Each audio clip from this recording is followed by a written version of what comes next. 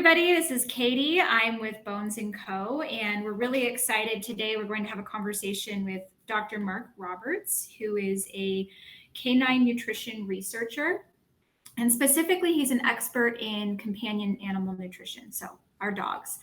His Ph.D. research, which was published in 2017 in the Journal of Animal Physiology and Animal Nutrition, really focused on the instinctive diet selection of dogs. So at Bones & Co., that's very important to us to be feeding our dogs the way that nature intended for us to feed them in a metabolically appropriate way. He also conducted research in Alaska to better understand the feeding habits of wild wolves and how that impacts health and what we can learn about that for our dogs. Dr. Roberts also keeps a kennel of working mid and distance racing. I hope I say this name right. Sepala Siberian Huskies. Did I get it right? That's fine. Close enough. How do you say it? Oh, no, that's right. Sepala. Oh, I was close.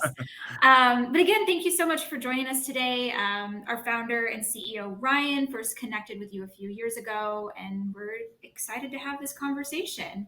So what led you specifically to research the role of carbohydrates? Why did you get into that focus specifically?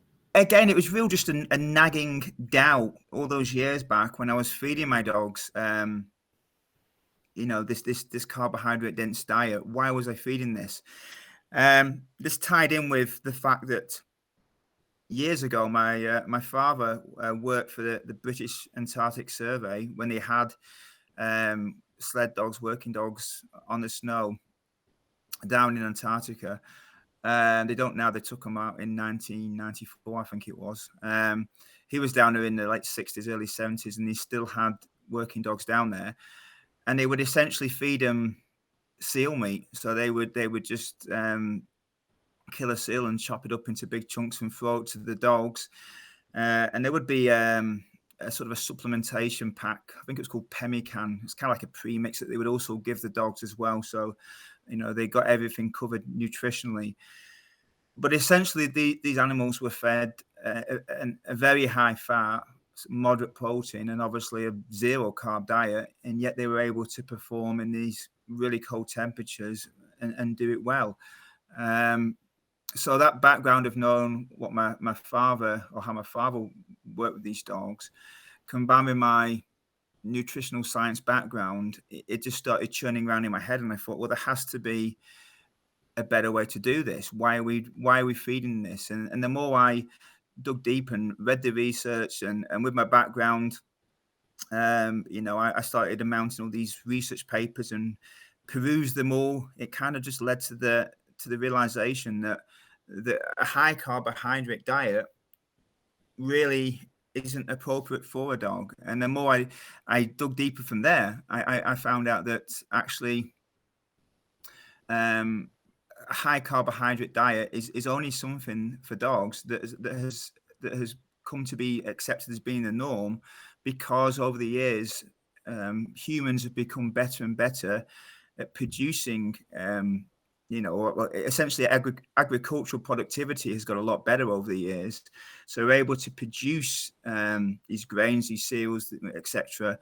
At a faster rate. They're able to grow quicker. We're able to get greater yields. And in turn, it's become a mainstay now of dog and cat nutrition as well as human nutrition. And that's not because they necessarily want to eat it. It's just because it's cheap and it's more readily available.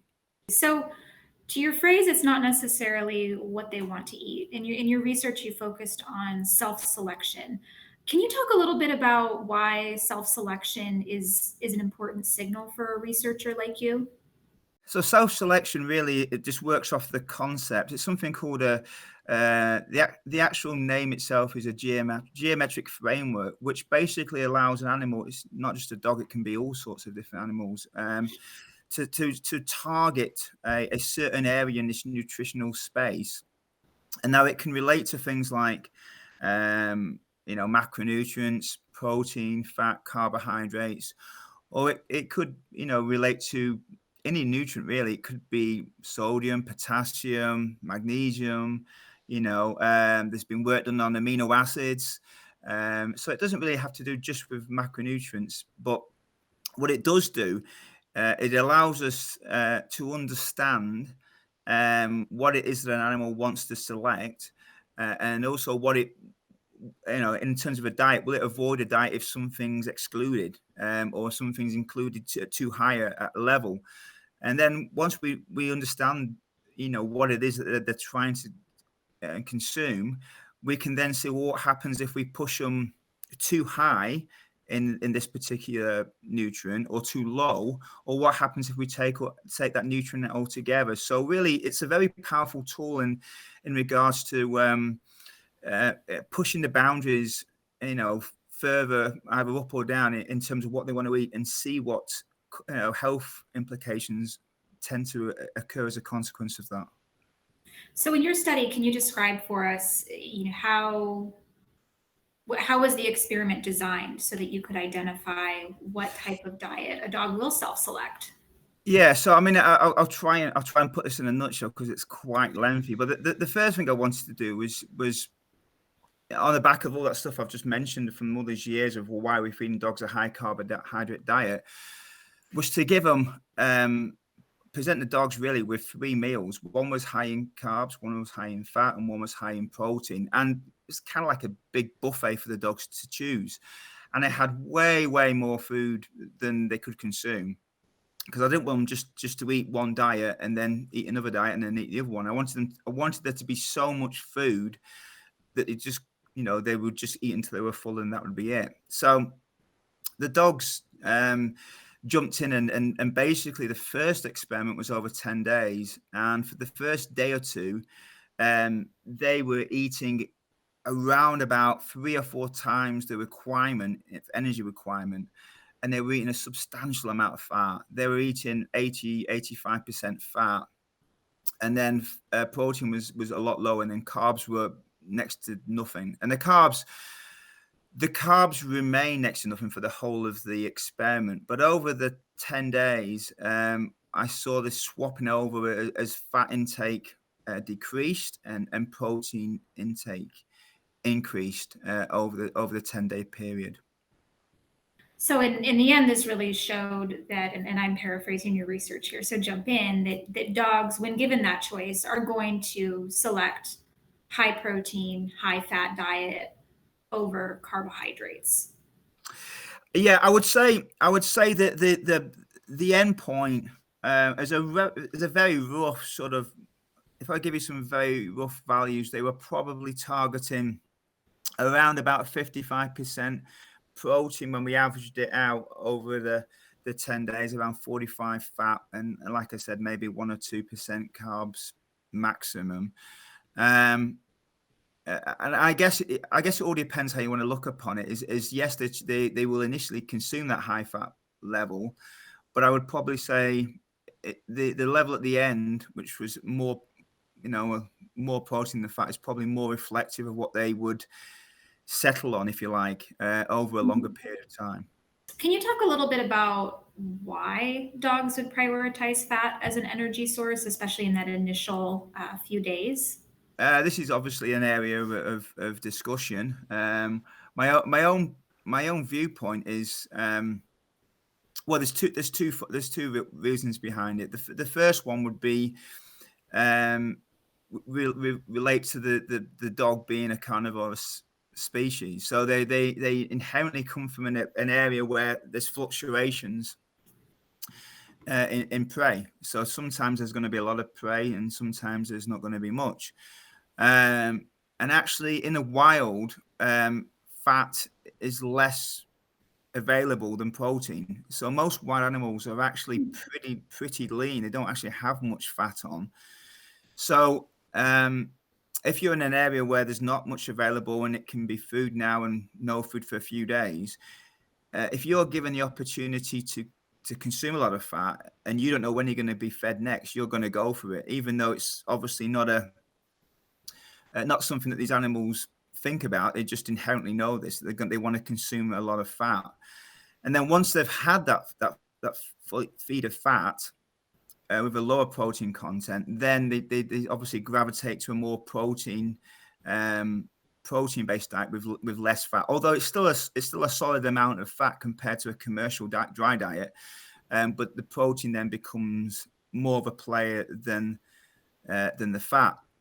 Now, tying in with that is the fact that there's various hormones in a dog, as there are in a cat and in humans, that sort of control what it is they eat. So once they're eating a lot of fat, there might be a small percentage of body weight gain. So then we see certain hormones such as ghrelin and leptin, which basically either, depending on which one you're talking about, will either result in an increase in intake of food or a decrease. So leptin relates to the adipose tissue, the fat tissue, and there might be a slight increase in that, which might in turn reduce food intake. So I think what we've got here is an interplay of a dog's what in terms of fat is going to help me get by. Then we'll think about protein, and with this it's sort of mixed with this sort of endocrine hormonal aspects, which also probably influence the amount of protein and fat that's being consumed. Okay, obviously we're talking about dogs in the wild here. How does this, sort of feast and famine mentality that wild animals have, how does that translate to domesticated dogs, which, most of our dogs are fed pretty reliably, or they let us know about it. Can you speak a little bit about that? Sure. So I think for me, one key area here, which is really interesting, is the obesity issue that we see with an increasing number of companion animals, and obviously that includes dogs.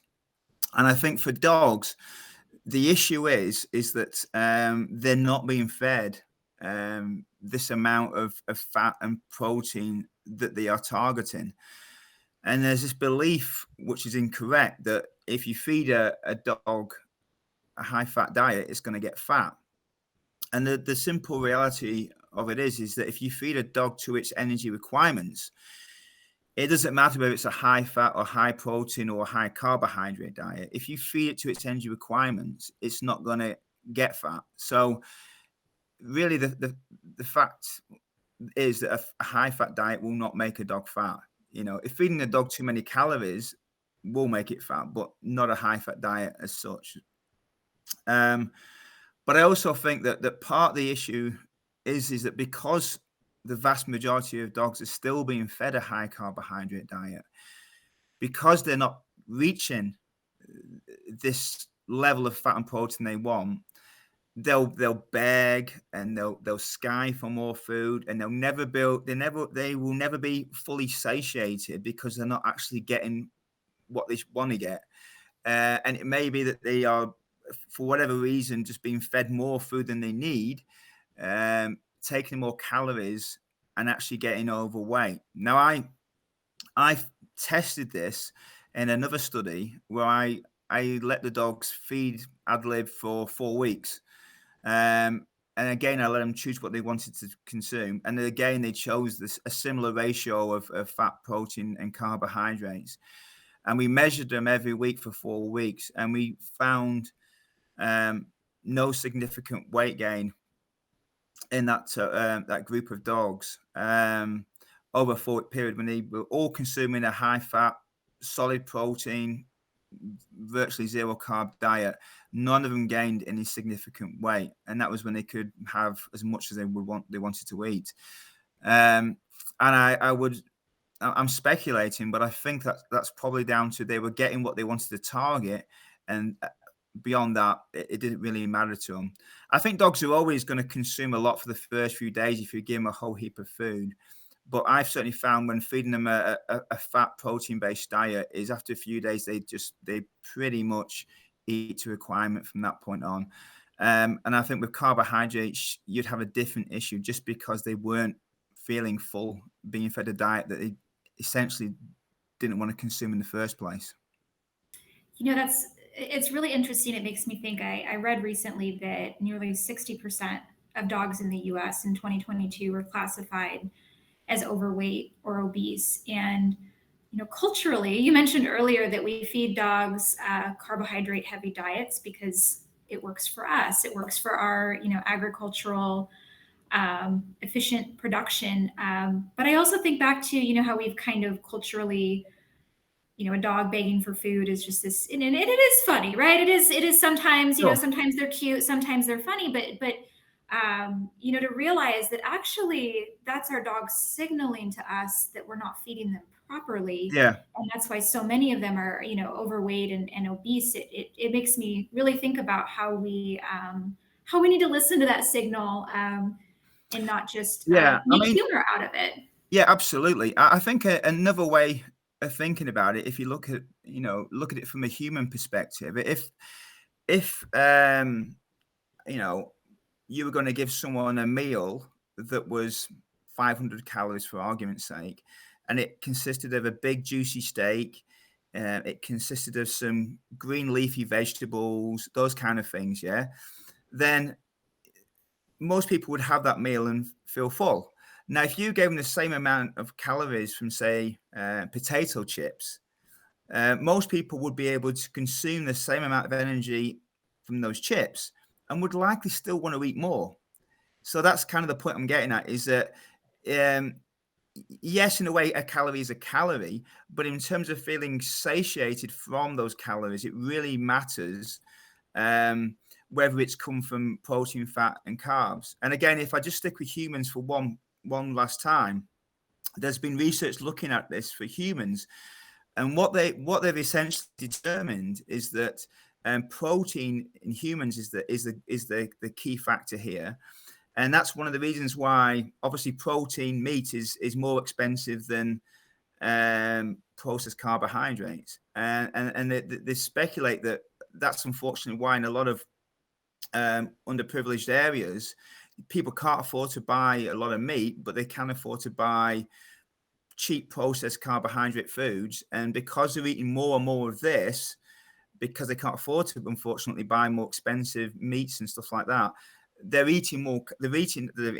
more calories because they're not feeling satiated, and unfortunately they have this spiral where they're just eating more and more of this food that's not making them feel full. It's startling when you start to realize how interconnected the problems that we have with our human food system, the Absolutely, problems that we have with absolutely, our pet food systems are. They're absolutely, really, they really are absolutely. I rooted in the mean, same issues. I would say if you wanted to get up in the morning, you're human, try and avoid the cereals and go for a good. I'm not. I wouldn't. I'm not to be anti-carbohydrates full stop, but I mean, even if you're a human, if you don't avoid the cereal, maybe go for some proper whole grain bread and maybe some sort of eggs or something, something that kind of breaks it up. Because I think you'll have a better start to the day than having a big bowl of processed carbohydrates. I think it's the same principle. I just think with dogs, it's kind of magnified more. Absolutely. And also you'll feel fuller, and also I think most of us will feel better. And Absolutely. I wanted to speak back to you. You mentioned earlier that early on in your journey of becoming this researcher in canine nutrition, you noticed the difference in your own dogs, who are working dogs.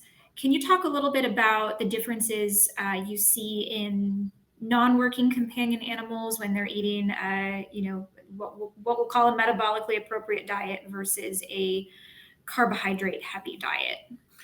So I think from a working dog perspective, the key one I see a lot of is hydration. So and there's been two sort of thought processes on that. First of all, is that if you feed a dog a dry diet, a dry sort of carb-based diet, um, because it is dry, is the animal going to drink enough water to compensate from, say, a meat-based diet, which has around about 70% water in it? So that's the first point. I don't know any research that has been conducted into that, but that'd be a really cool area to look into and quite a simple one to investigate.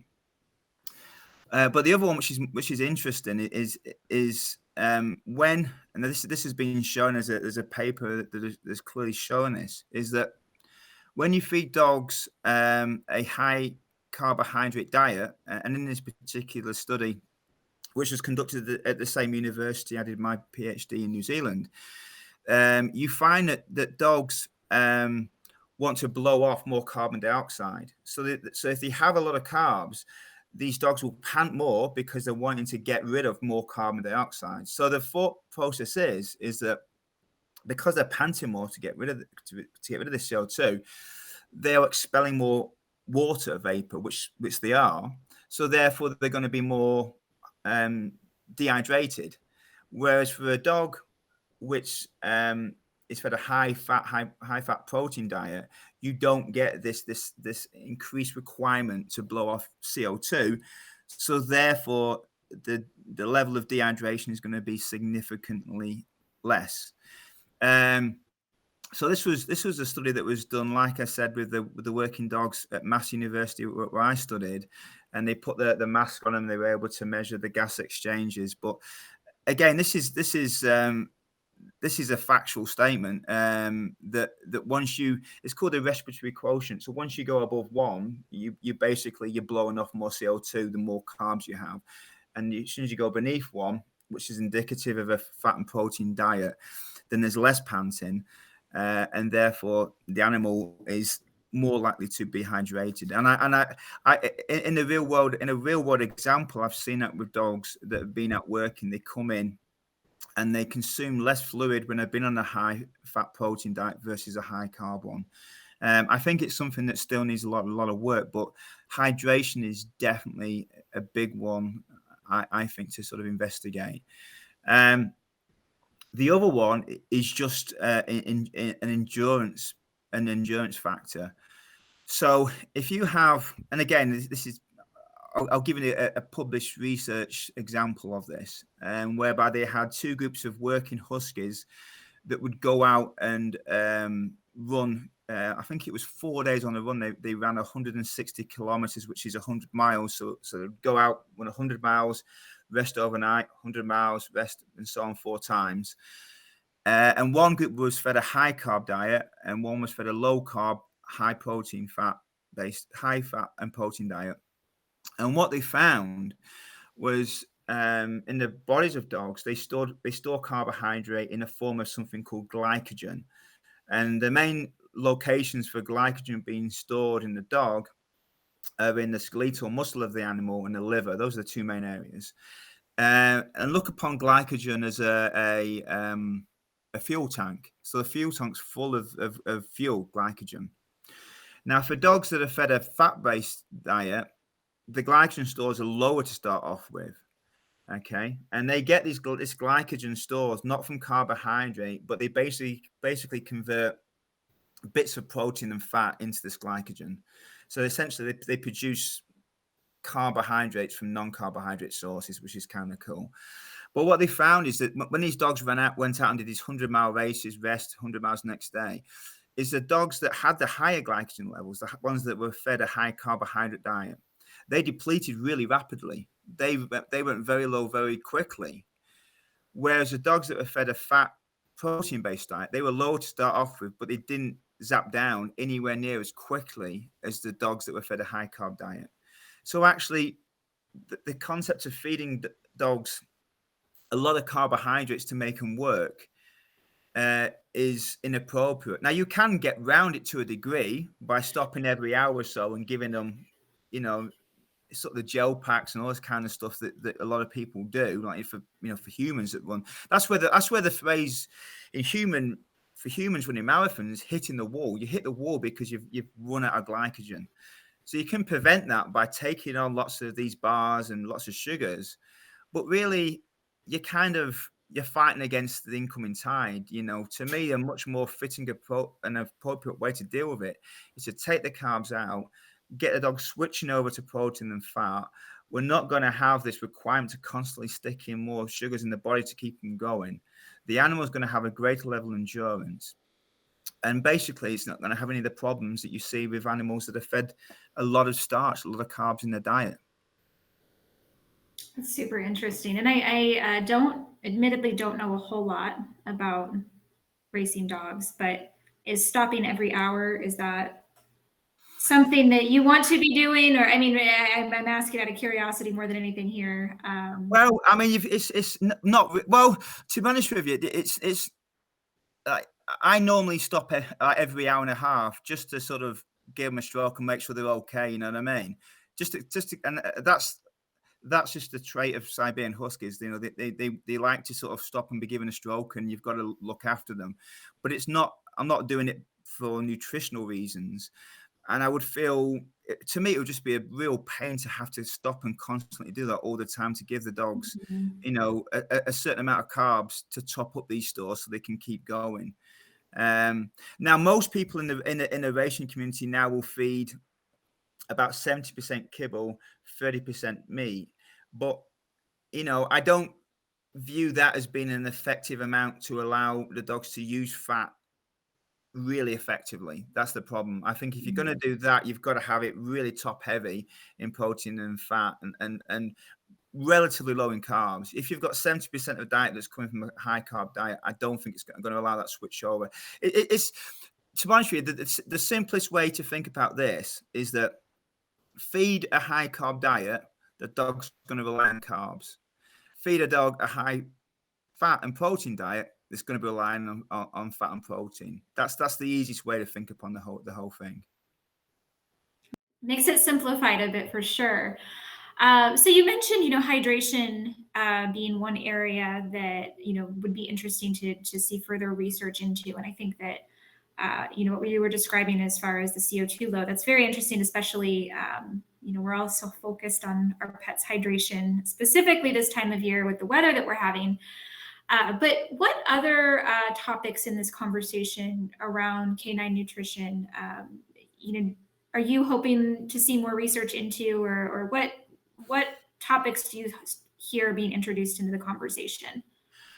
I think for me, the two areas outside of working dogs that I think really should be investigated further are the areas of inflammation and dogs having seizures. Those to me are the two almost kind of like low hanging fruit, you know. And I think the inflammation can relate to two factors. The first one is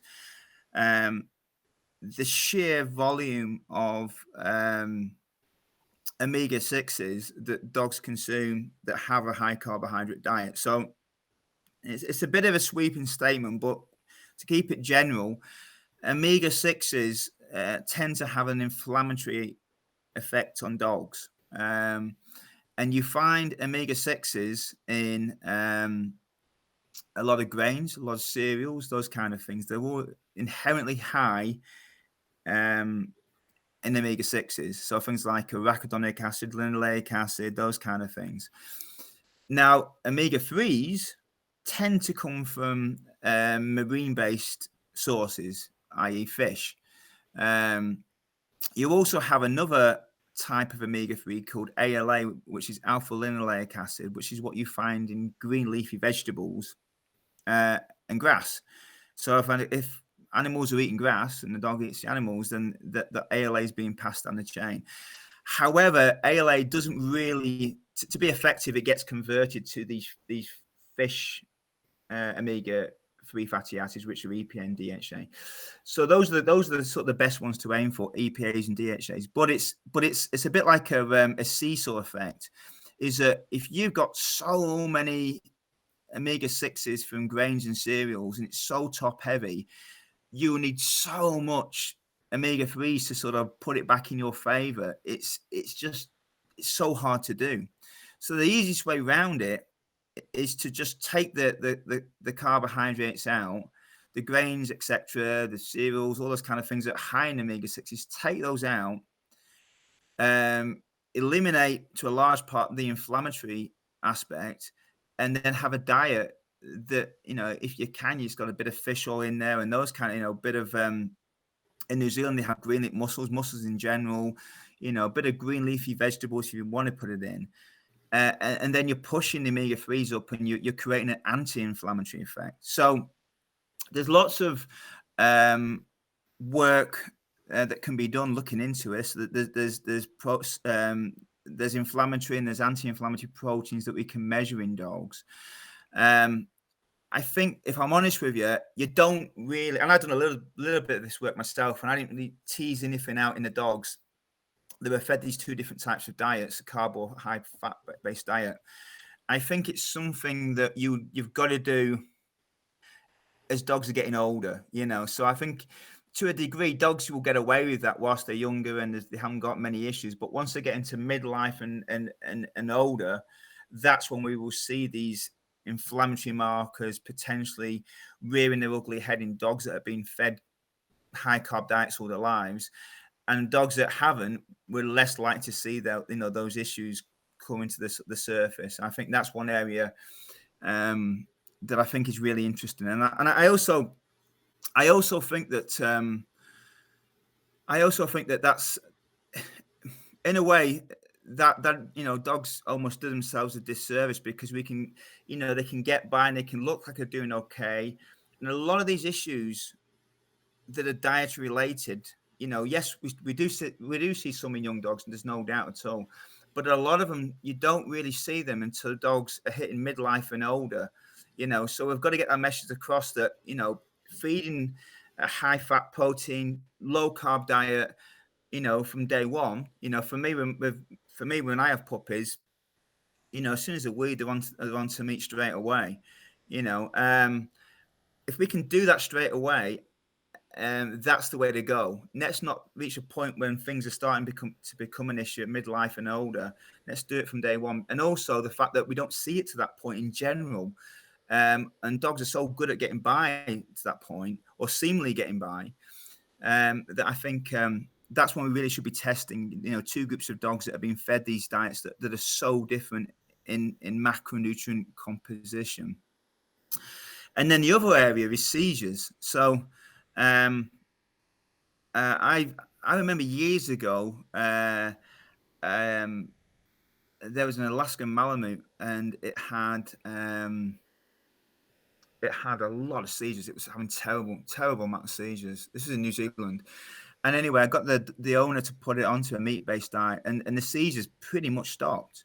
And then about a year later, a vet was insistent on putting this dog back into a kibble-based, carb-based diet. Seizures came back with a vengeance, and the dog ended up having to be put down.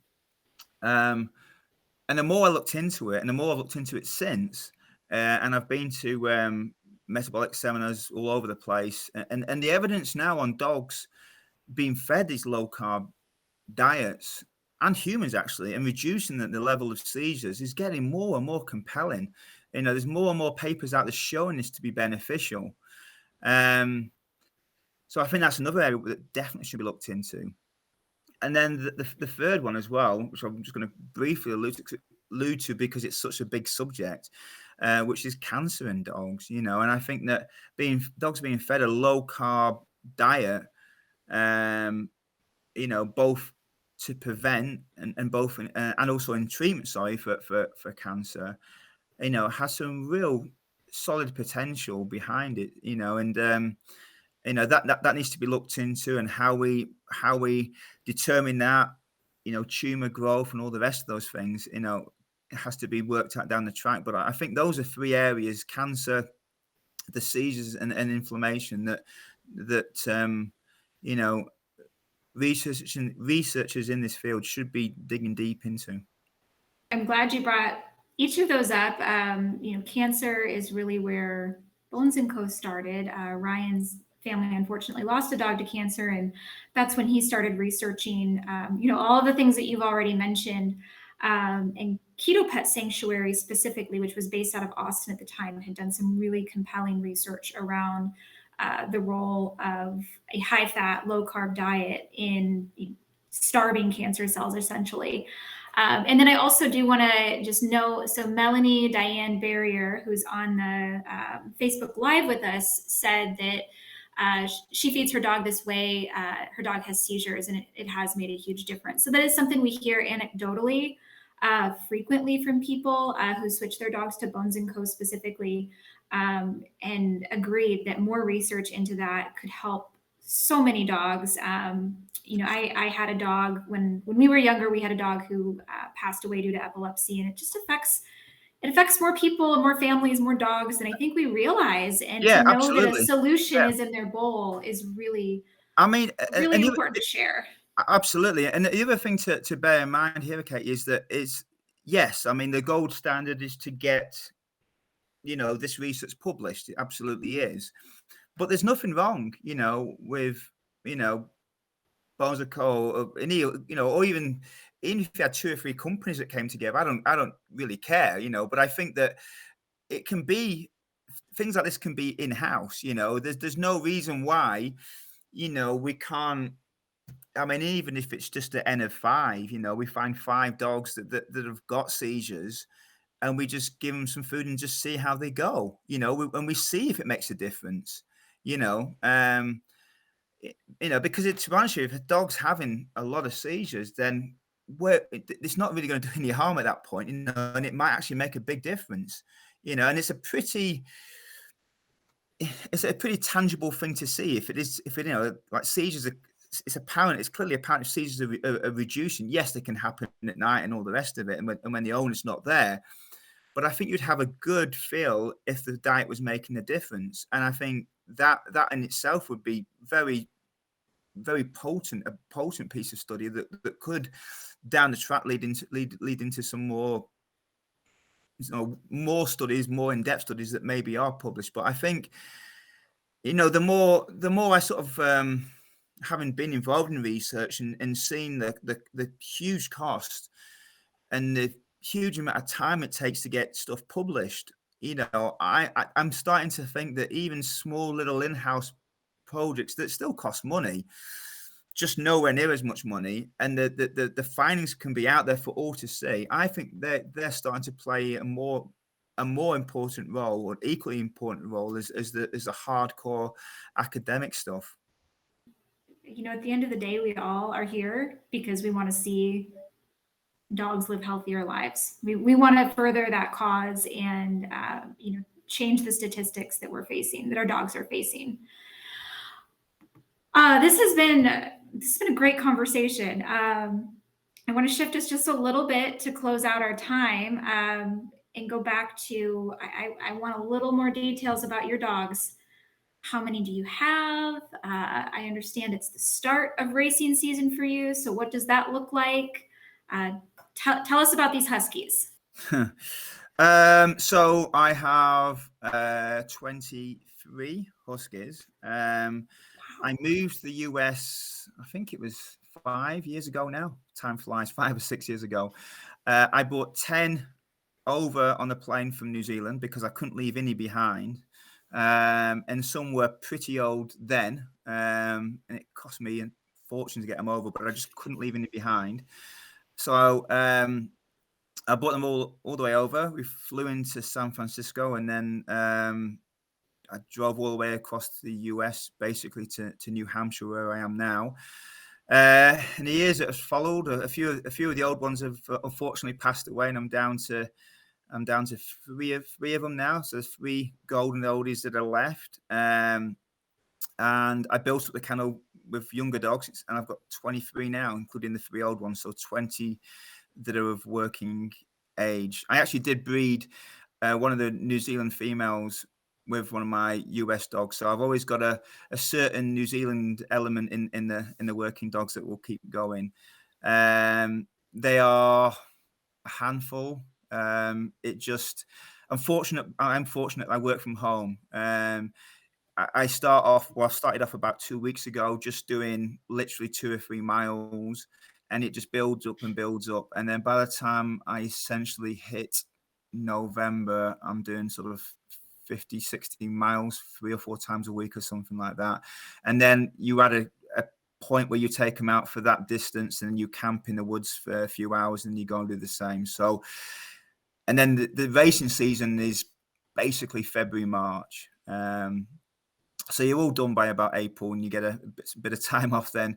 And then but even that time off is spent rebuilding kennels, doing fencing, and trying to spend as much time as I can with my human family before it all starts. But I enjoy it. I've done it for 20 odd years now. I've got a few more years left in me. And then hopefully my kids will take over. But the racing itself is actually pretty hard because you go out and you race. If you do a 250-mile race, you'll go out for 8-12 hours, have a rest for 2 or 3 hours, and then kind of repeat the same again. So you go through the night. In a 24-hour period, you might get 3 hours sleep if you're lucky. So it's pretty hard to sort of concentrate and not want to fall asleep. But like I say, I've enjoyed it. What it has done is it's given me a lot of appreciation for my dogs. I don't view my dogs as being pets. I view them as being my friends, my teammates. And when I'm out there and it's cold and I'm really tired, it's me and them, and that's it. And the second thing it's given me is a lot of opportunity in New Zealand and now in North America to see some fantastic scenery. I think the scenery in the US, once you get out there, is amazing. I think it's absolutely amazing. And I think that in the US, it's something that unfortunately not everyone, goes out and enjoys as much as they should do, because the forest and everything that's out there are just amazing, and I really do enjoy being out there in nature. It's fantastic. That's amazing. And even if our dogs aren't racing, they love being out there with us. All dogs love being outside, They love it. They love it. That's the time a dog is being a dog, when it's outside. I mean, yes. they like to lie on the couch and all that kind of stuff, but a dog's really a dog when it's outside, running around the woods, and on the beach, and all those kind of things. It's a beautiful thing. Well, Dr. Roberts, thank you so much for your time. Your website is nutritionalinstinct.com, or Facebook page, Dr. Mark Roberts. Again, this was great. I know I learned a lot, and I think that those that joined us did as well. So thank you so much for your time, and even more importantly, thank you so much for all the work that you're doing to help us understand how to feed our dogs. No problem. Thank you.